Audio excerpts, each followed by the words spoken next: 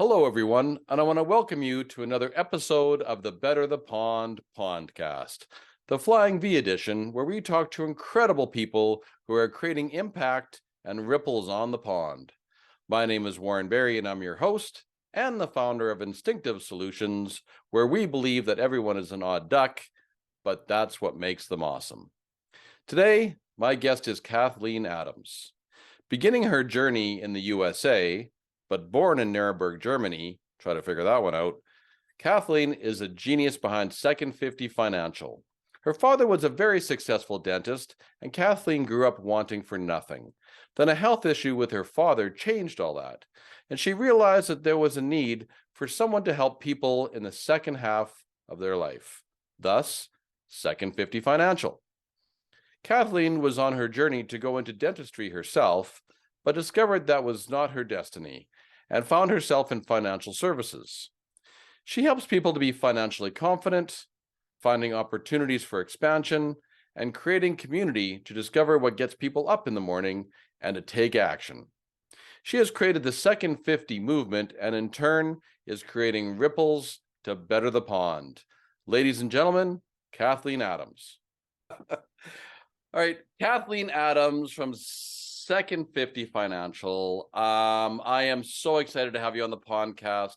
It is great to have you. We are going to have some fun today. Perfect. So, can you tell me a little bit, Kathleen? Just tell me about Second 50 Financial. Give me a little bit of a synopsis of sort of what the company does, what you do, and a little bit of the impact that you're creating in the world. Sure. Thank you.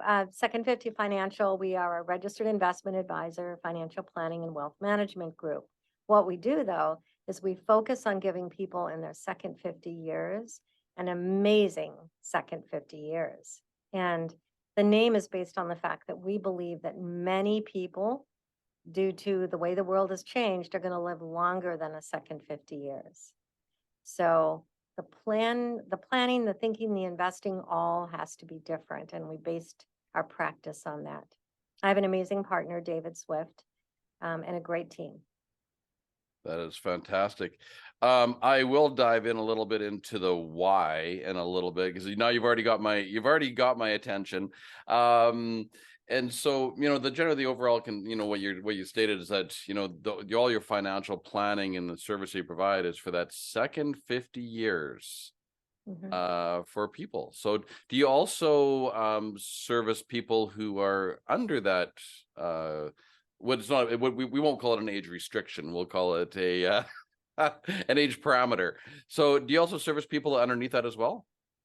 We do, because we have not usually a lot of really young people, but we do have people in their 40s. Mm-hmm. And what they're looking at is having a great second 50 as well. So they have plans for themselves. And if you looked at the whole scope of what we do, it definitely makes sense to plan for that second 50 in your 40s if you can. But I will say the majority of people who come to us are in their second 50 already. Okay. So you attract those people naturally. Yeah. Okay. Fantastic. All right, Kathleen. So what got you from being a gosling? And I'm talking, we talked earlier about going back to your Chicago days, but I'm talking like being a gosling, your youngest formative years, to the time when you left the nest, went out on your own, to where you are today. So Kathleen Adams, what is your backstory? So my backstory, right. Well, I started out my life with a degree in biological sciences. Oh, no. You did not do biological sciences as a gosling. Oh, as a gosling, no. I want to talk your very beginnings. Where did you start your life? Where'd you hatch? Yeah, I started my life in Illinois. Illinois, yep. And those are my roots. Actually, Warren, I was born in Nuremberg, Germany. And I lived there for 3 years. My dad was a dentist in the military. Oh, see, this is why I want to know the backstory. We're going right back to your very beginnings. Yes, that is the very beginning. Yes. Nuremberg, Germany. Germany, yes. Apparently we had a German nanny and I was learning German and I had dual citizenship. So it was pretty fun. And then we moved back. How old were you when you moved back? 3 years old. So very small. No memory of it. Right. Interesting. Your father was a dentist in the military. Yes. Mhm. That is fascinating. You know what? Tell me a little bit more about that. Do you know sort of, how how that began? How did he end up being a dentist in the military? So my dad moved to the United States from Trinidad when he was 16 years old. He got a scholarship to Northwestern University. So he went to undergrad school, Northwestern in Chicago, and then he went to college, dental school at Northwestern.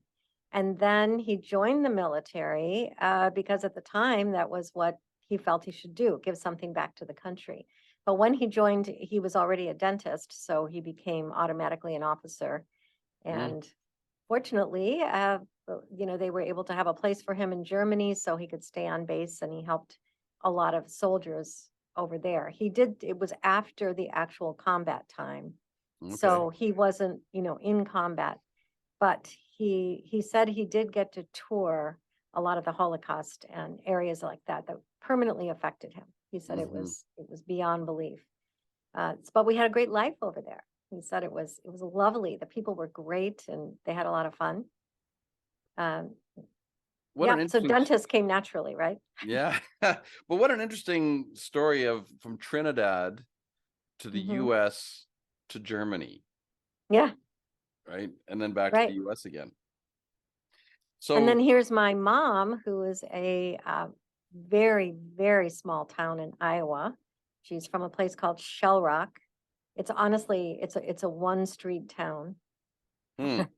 And she broke out of that and went to college and ended up meeting my dad when he was in Chicago in dental school. And that's how that happened. But they were both transplants and they both took a lot of risks, to make things happen. Now, when your dad went over into Germany, did she go with him, or did she stay back in the United States? No, she went with him. She was going to, I have an older sister. I had an older sister. So they were going over, but they were surprised because they found out I was coming along. So I was going to be the second daughter and they had to rush her over, but rush her over was on a ship. She didn't Oh, fly. there wasn't So a lot of rushing then. no, no, but yes, so she had to get over there. And yeah, that was the plan all along, was to go with him. So you were you actually your very beginnings was in the United States. Yes, correct. Uh-huh. I was Uh, conceived. yes, Yep. you were conceived in the U.S. and then born in Germany. This is fascinating. This is one of the best backstories I've heard so far. Oh, great. Good. So now you've now your parents have now carried you back across the pond from Yeah. Germany back to the US, and then take me from there, Kathleen.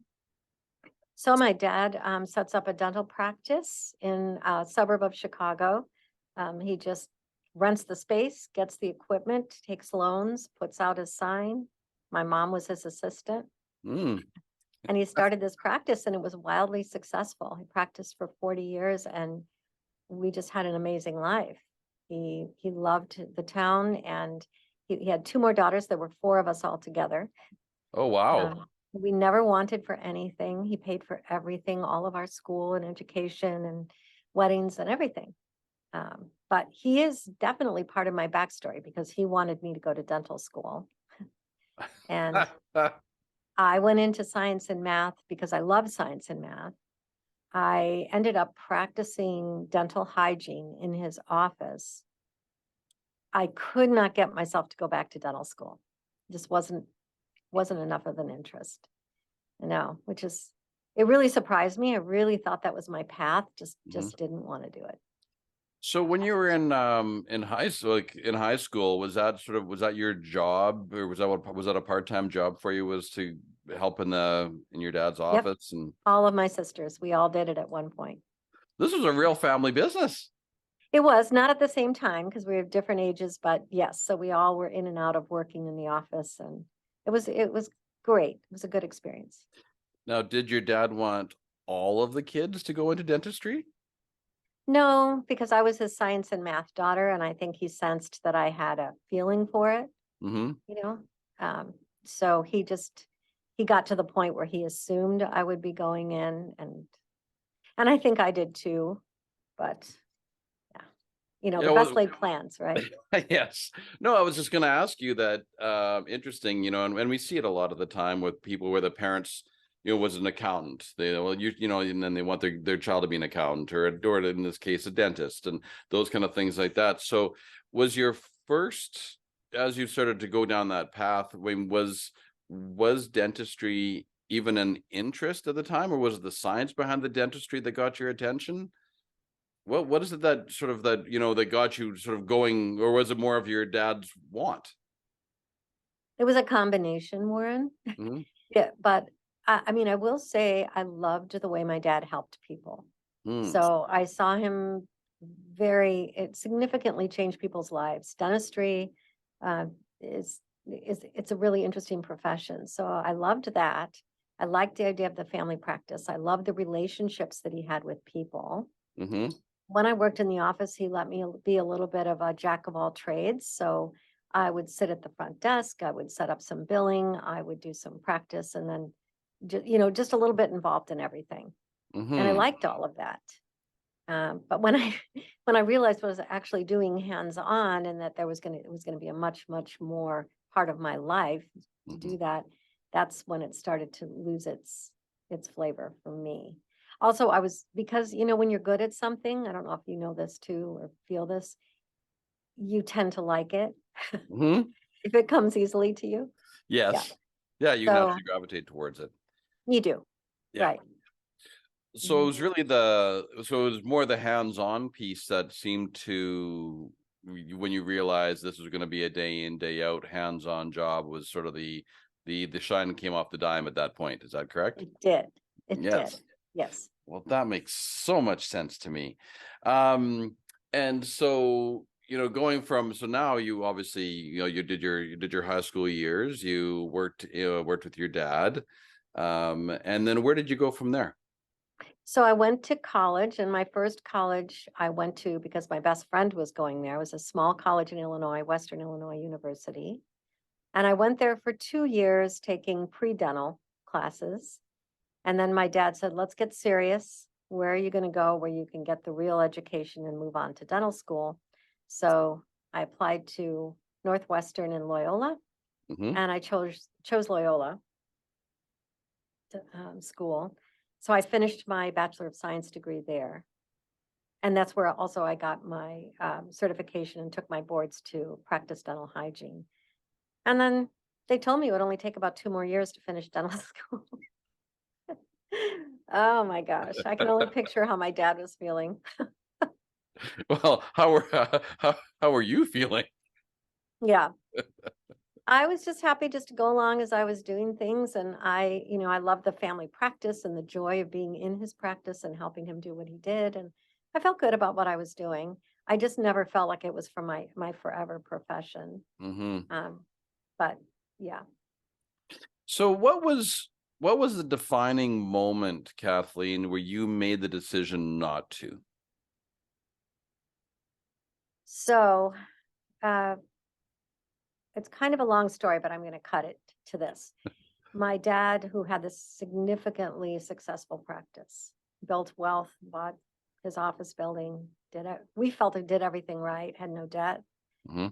A health issue took him down, and Oh. it wasn't going to kill him, but it wasn't going to allow him to practice dentistry. He could not believe it because he planned on doing this, into his 80s if he could, Mm-hmm. working a couple days a week. I couldn't believe it because I thought he did everything right financially. He had a banker, a mortgage guy, CPA, insurance person, but the right hand never looked at what the left hand was doing. No, nobody set him up for a terrific outcome when it was time to leave the practice. Hmm. Yeah. So everybody had their own niche, but it wasn't a cohesive, here's how we're going to get you to an amazing lifestyle. We're going to support it with this kind of an income when you're no longer working. So it was very siloed. Very siloed. Mhm. Yeah, Okay. there was definitely no big picture for him. It was just, yeah. Yeah. And how long ago would this have been? Like in what years would this have occurred? So this was in the late 90s. Okay. Okay. Okay. So that's interesting. And so what happened there? So a couple of things had happened. I had moved to California, so I was no longer practicing with my dad. Mm-hmm. And I was getting very restless. I was working part-time for someone, great dentist, but it was totally not the same.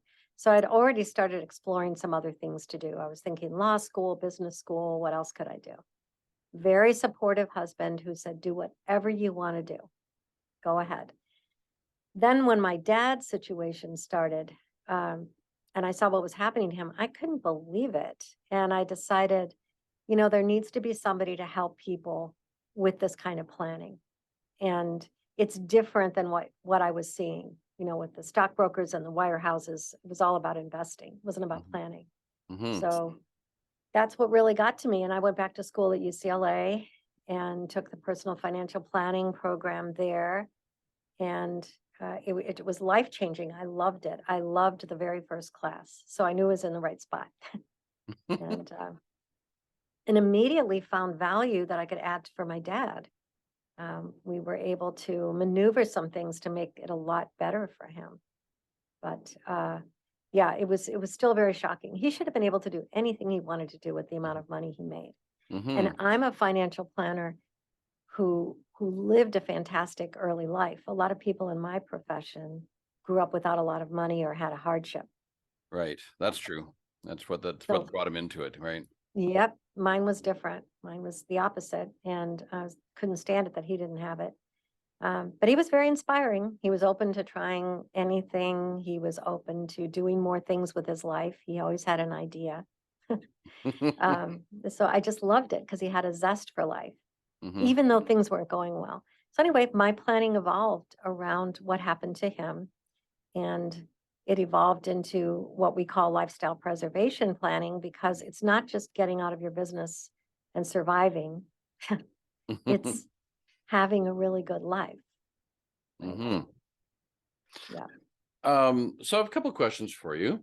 One of the things that just pops into my head, Kathleen, is, you obviously have a very strong relationship with your father.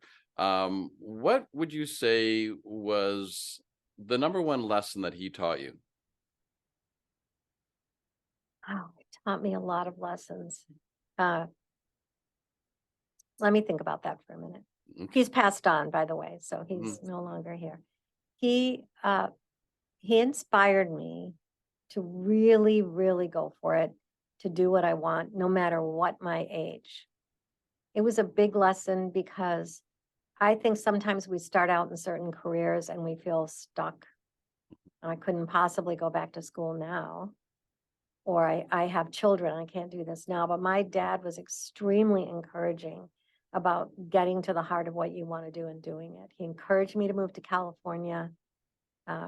And he was fine with me leaving dentistry, when I wasn't going to be his succession plan. Right.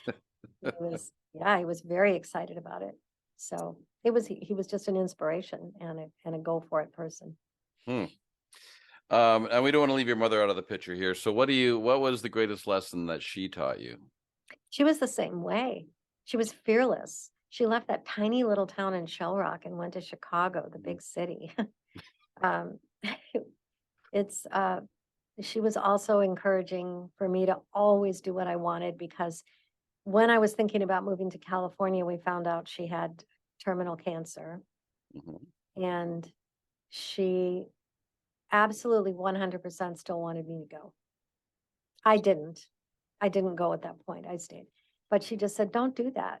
You can come back and see me, but you really need to go. So she was always the same way, just inspiring and encouraging.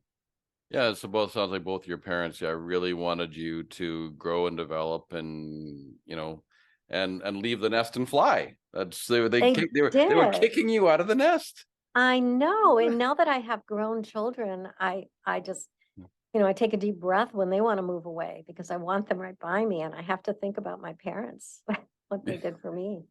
Right. Yeah, exactly. I'm empty nested, and when my kids left, I will say it was very hard. It was very Yeah. hard to let them leave the nest, and I look back, and I left when I was 17, and I went and lived on my own, and went and I mean, I went to school, and my parents had moved, and I stayed. So, and I look at that, and I went, wow, like, what if when my kids were 17, I would never have let them leave the house and then go on their own, right? I know. We're Yeah. so protective now. I think we grew up faster. Yes, Yeah. I would agree. Um, now you went, obviously you went to UCLA, did your financial planning and did that. And now get me up from speed to that point to where you are today.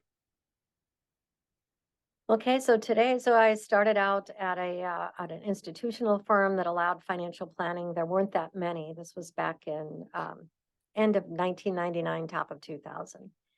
And I practiced there and just from scratch, just got the word out and started gaining clients. And then I realized I wasn't where I was supposed to be as far as expanding to do the type of planning. It's very restrictive in our industry Mm-hmm. about what you can do for compliance reasons. So I changed and went to another firm. I built a team, which was life-changing for me. The team was key. And I shared the vision and the mission, and we were all on board. And I brought my practice to another location and became a partner at a firm and was there about 10 years. And then once again, I needed some more freedom. I was expanding into what Second 50 was really going to be, and it needed to be on our own. So then we moved out and from there and set up our own what's called a RIA firm, Registered Investment Advisor. And now we're really independent and really expanding Second 50. And so is that freedom to you, is to be able to, like, have your own business, do what you want to do, develop it, grow it, nurture it, and have the flexibility as an owner slash partner to be able to do that?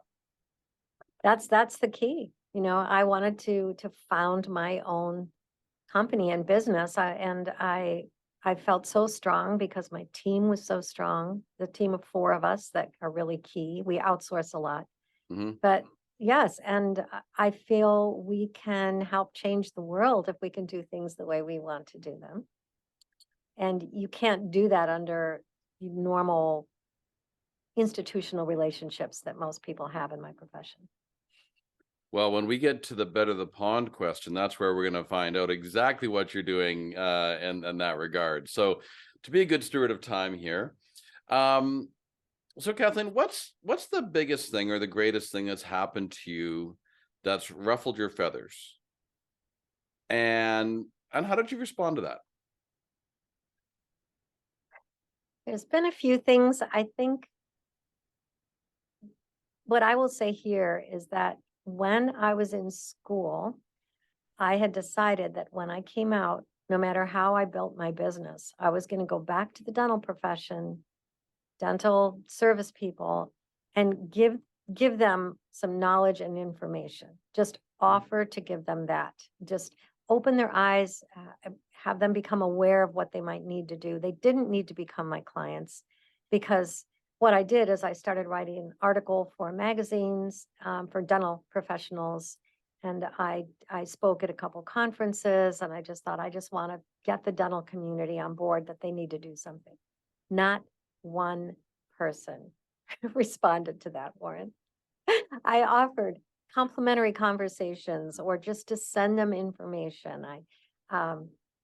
I didn't really talk about my dad's story when I was speaking at those conferences because he was still alive and I didn't Mm. necessarily want to share that. But I, I mean, I just couldn't believe it. I was all set up to be this right fit, perfect advisor consultant for people, and nobody wanted it.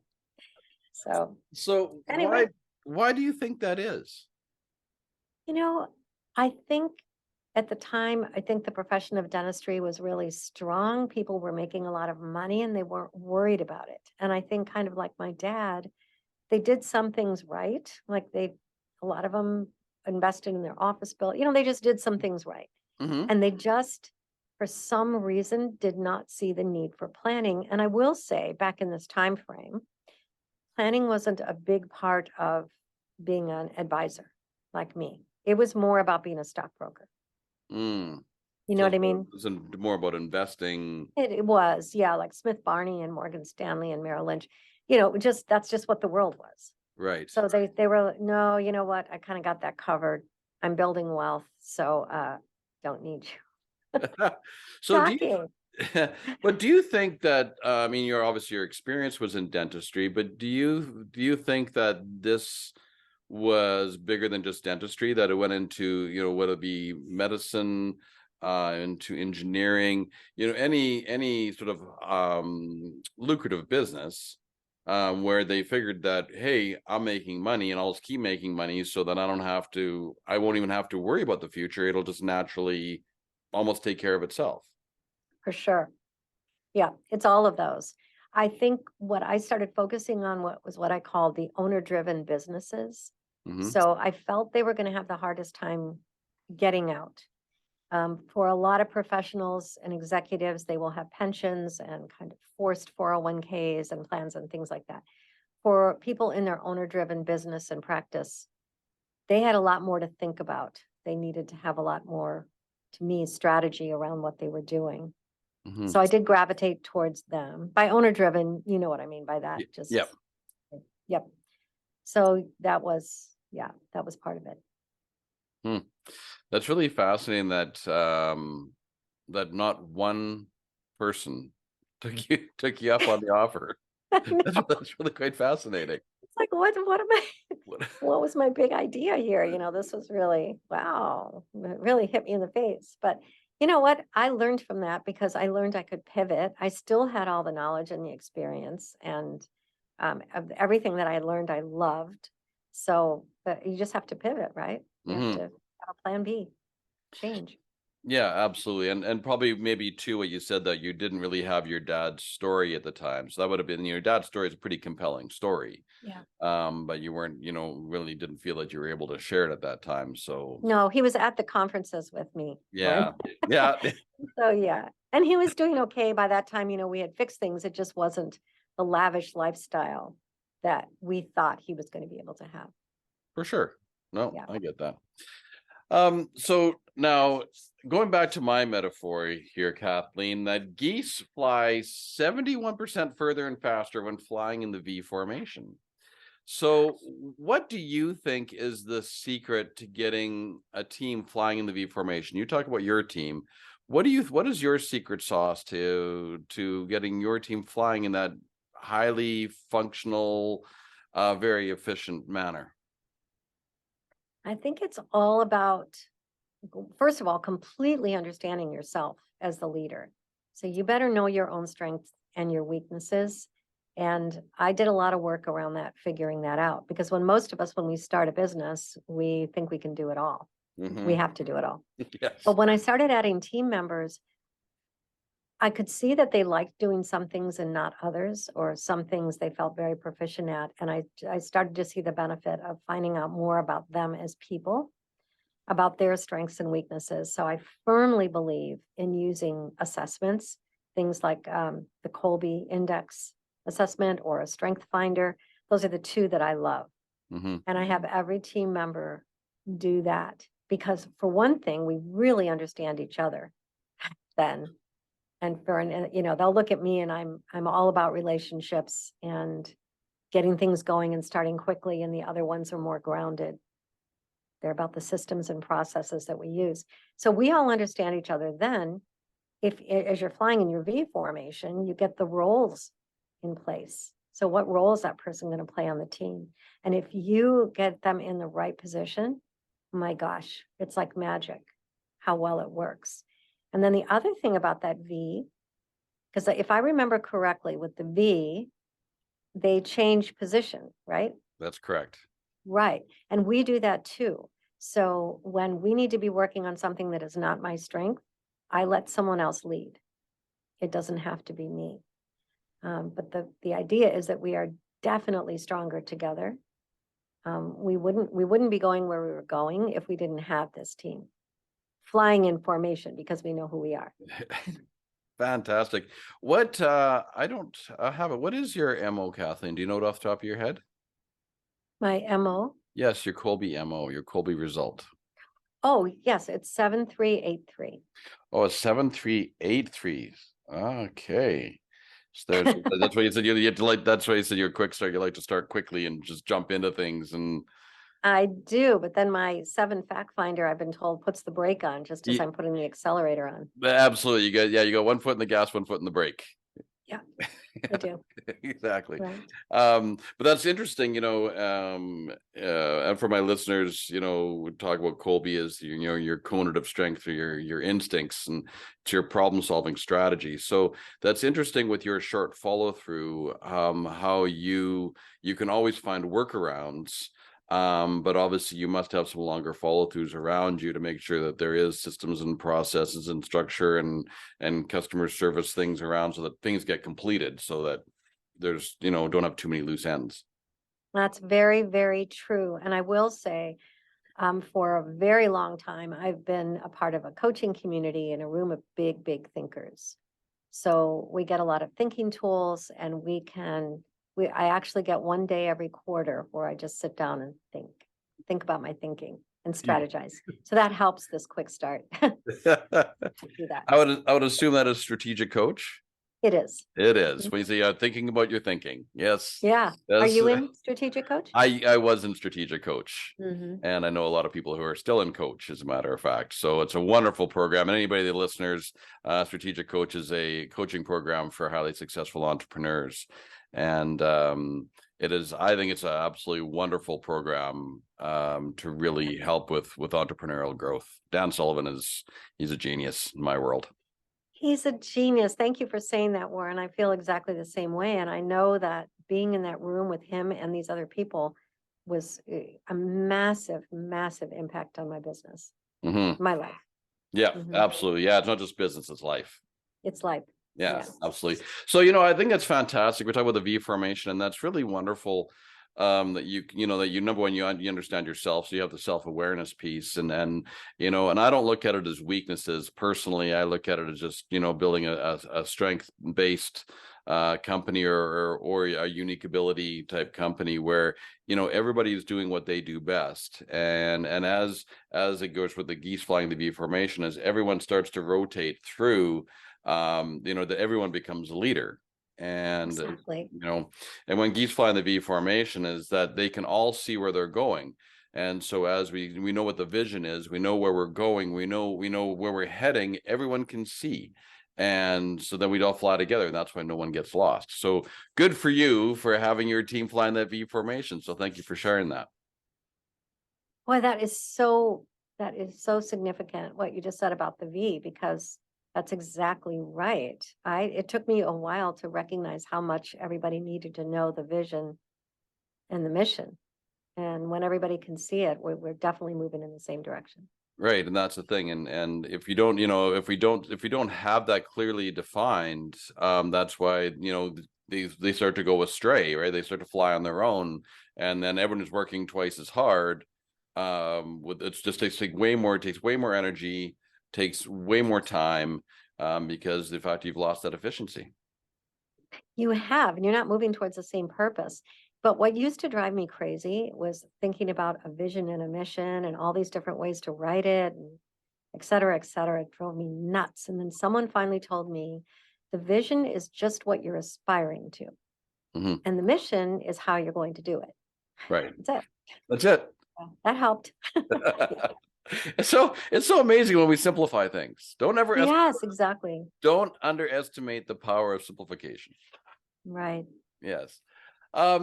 So now, Kathleen, what are you doing right now to better the pond, and what ripples are you creating?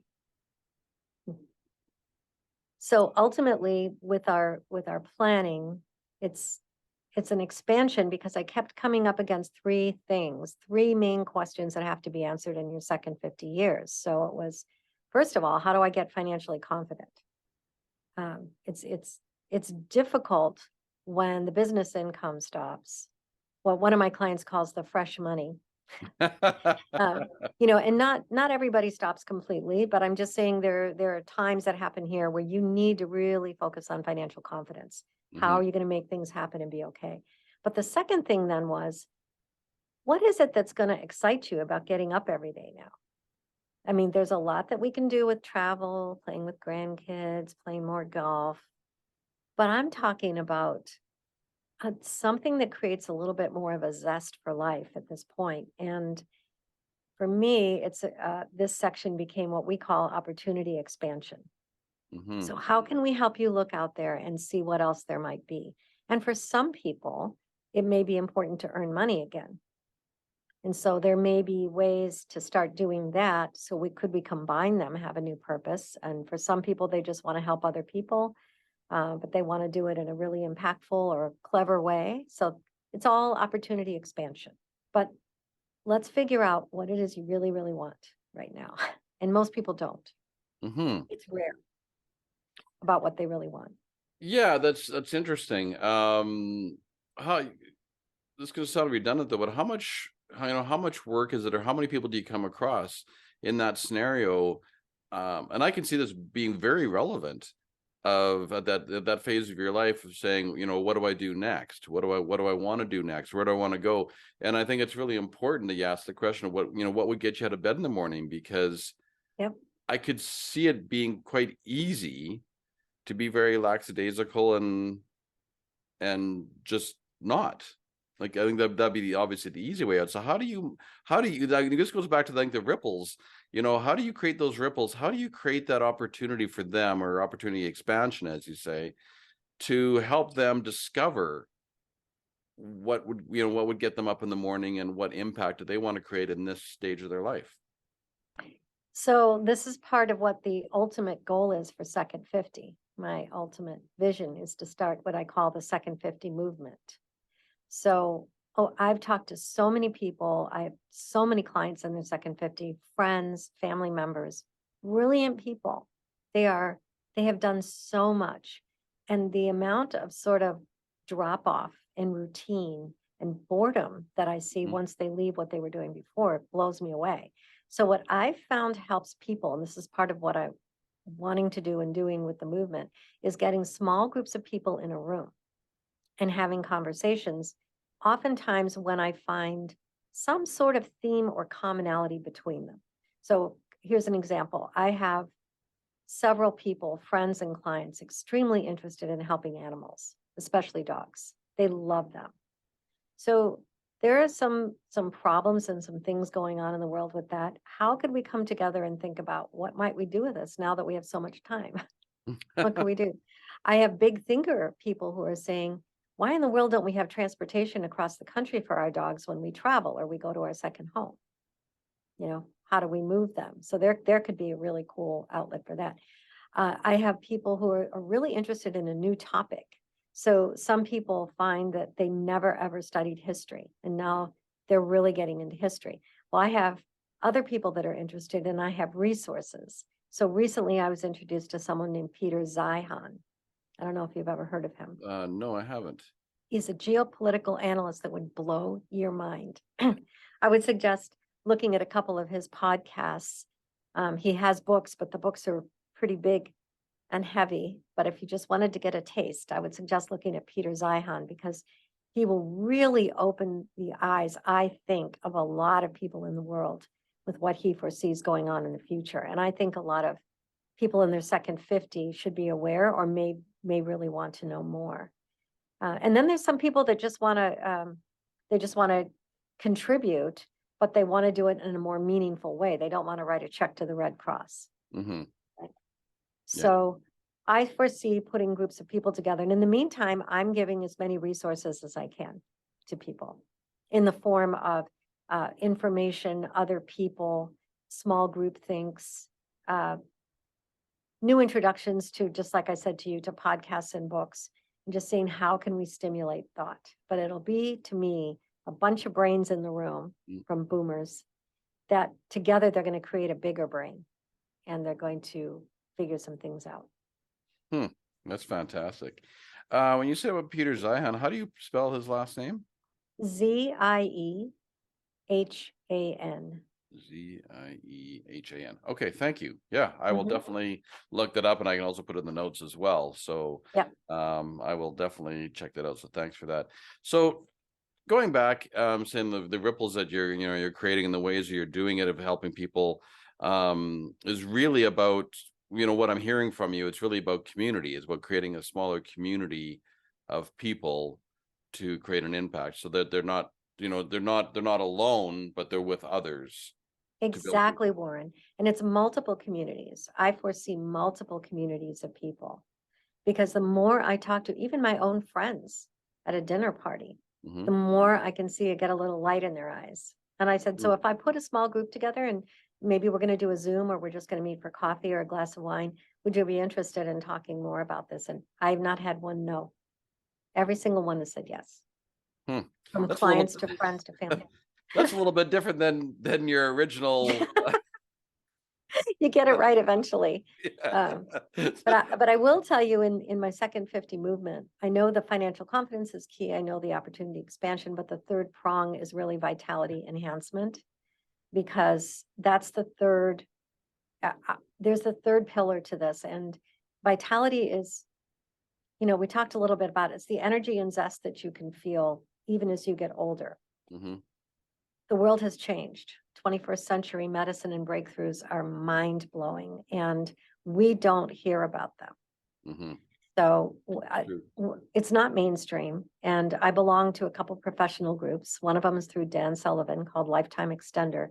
He brings in every quarter unbelievable breakthroughs, solutions, ideas, home equipment, expanded blood tests. So it's all the things that we learn about are not in the future, they're here. But the difference is you have to write checks. Mm-hmm. But if you want to take a deeper look at how healthy you are, or if you just want to expand your resources and see, is there something I might be able to do to make me feel a little bit better, a little more mobile, lose some aches and pains without going the traditional route? It's here. So I'm developing a resource page and platform for that. Oh, okay. Because I was going to say, how do people find out about it then? Because it's Right. not mainstream. It's um, that medicine typically moves at the pace of science. So, and there's only a certain amount of people who actually break through and do new and exciting things. But yeah, it's not typically you don't find out in the mainstream media. You don't find out through your GP. You don't, right? No. So you have to go to other resources to find that. So that'd be so. So Do you know when you're planning to put that out? the platform, Yeah. I'm talking right now to what I call collaborators. So people who can help me with the technology and the form around that. What I'm doing now is I'm actually in conversations with clients and in emails. I'm sending out resources as I hear things from them. There's actually a new treatment for Parkinson's that most people don't know about. And the interesting thing, very common among boomers Mm-hmm. as they age. Yes. And the interesting thing is it's one of the few that is FDA approved, and I believe Medicare even partially pays for now, and it's at some big institutions. Nobody talks about it. Uh, you know, Granted, you might have to travel to one of the locations where they're offering it, but if you're really not well, Mm-hmm. if you really want to try to get better, you're going to do that. The other thing is, of course, like I said, you have to write checks. So our insurance only covers sick care. You have to True. get sick to get a test, and you have to get sick to get something to treat it. Right. Everything I'm talking about is proactive. So it's either outside the box and not covered by regular insurance, or it's proactive, meaning let's go after and get things checked out. Let's build your strength. Let's build you from the inside out. Let's look for the root cause. And most of that is just not in mainstream medicine right now. That is very true. And yeah, I mean, the proactive is, let's make you healthy so you don't get sick is not, it's not the common approach. No, it's not. And it just blows my mind because part of this is from my dad. His health issues could have been managed. Mm-hmm. Now, in the 21st century, we've got things that are right out there. There's a blood test called Inside Tracker. and I don't know if any of your listeners would be interested, but my husband and I are doing it right now. An Inside Tracker, you pay for it. It's a very, very expanded blood test. So they're going to look at markers and things that you are not going to see in your average physical blood test. They have a team of scientists and some physicians that look at the results, and they'll send you a report. You can do the nutritional. They'll say, you know what? You should not really be eating much of this. You would do better to do this. You're deficient in this. And then you can take that report and send it to your physician, your own primary care doctor. You can send it to your functional medicine doctor, but it's beyond what you're going to get. I don't really know of any other test that's quite like it now. But it's available to anyone. And do you know if that is just US based, or can anybody, like, I'm from Canada, so do you know if that's Canada can do it as well, my understanding, because we have a lot of Canadians in Strategic Coach. Yes. So everybody that's in Lifetime Extender is doing Inside Tracker. So okay. I'm quite certain it is available. Yeah. And if you'd like, I could follow up with some websites for you, or Sure. links if you want. That'd be great. It'd be great to share them, right? So that other Yep. people have availability to this knowledge, right? That normally they wouldn't have. We honestly, the second 50, we're the largest, wealthiest, most highly educated group, this boomer group, to ever go into this time frame in life. I just don't want people to waste their wisdom and their wealth right now. And that's another reason why I want us to stay healthy, me included. Stay healthy, have more energy, stop talking about your aches and pains. Enjoy life. Yeah, it was interesting. I had a conversation with my mom last night. I'm up now, keeping in mind my mom is 91 and she's still living at home. So she's doing well in that way. But it was interesting to have the conversation with her about, she's talking about the aches and the pains and things that she has, and she gets very focused on what she can't do. And that becomes her focus, and instead of what she can do, and right. But I can see it's a very interesting spiral when you start to go down that path of, I got the aches and pains, I focus on that, and then everything is what I'm unable to do, what I can't do, and it becomes it's just a very negative cycle that people can get caught up in. It's 100% true, Warren, and it's like a self-fulfilling prophecy. If you're always talking about what's wrong, things go wrong. I don't blame her, because I'm sure some things do hurt. But there's such good treatments for pain that don't have to involve the normal route and don't have to involve surgery. That, again, for people in their 90s, I would just love to see them get exposed to things that could bring back a little more energy and a little more pain-free lifestyle for them. Who knows what she could do? Right. Well, I mean, she's living on her own in her own house at 91. I mean, that's still in itself is really impressive. And but I think that she's doing that on her own as it is. But if she had other alternatives to getting, some longevity or even just vitality, I think would make the difference. Exactly. So that's what we're looking at. It's longevity, it's vitality, it's better health, it's treating things that you may already have to whatever extent we can. And I'm not kidding. There's so much out there that we're not taking advantage of. I would love to have a few 90 somethings in a room together and let them share a few things, like what's bothering you most, or what's interesting to you right now. Right. So I might approach you to talk to your mom at some point. by all means, you are creating some amazing ripples out there in the pond. This is fascinating. I love it. I hope so. I genuinely want my second 50 group to be the movers and the shakers and the problem solvers throughout their lifetime. And I think they can. I think they can really impact the world. I believe so too, actually. So, what's one lesson that you've learned along your journey from being a gosling to leaving the nest that you would share with an entrepreneur starting a business today?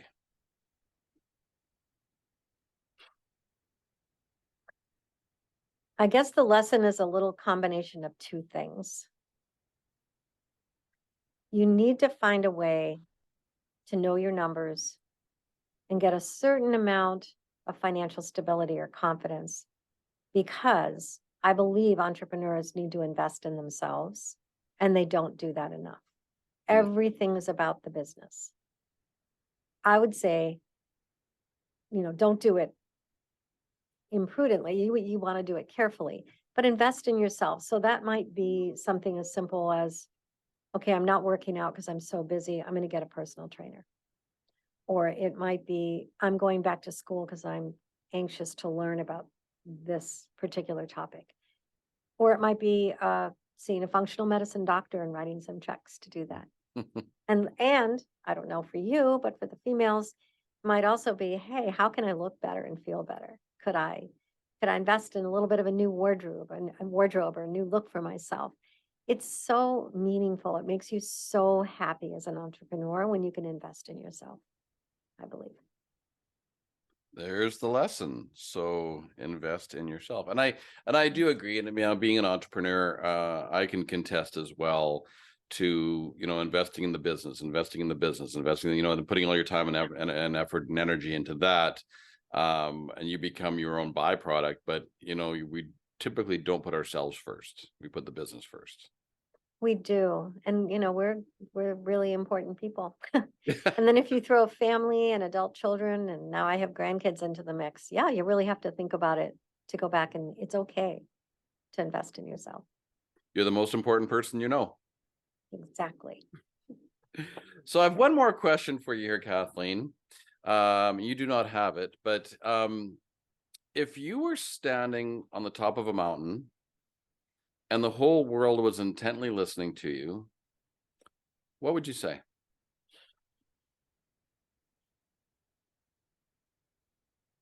I have to think about that for a minute.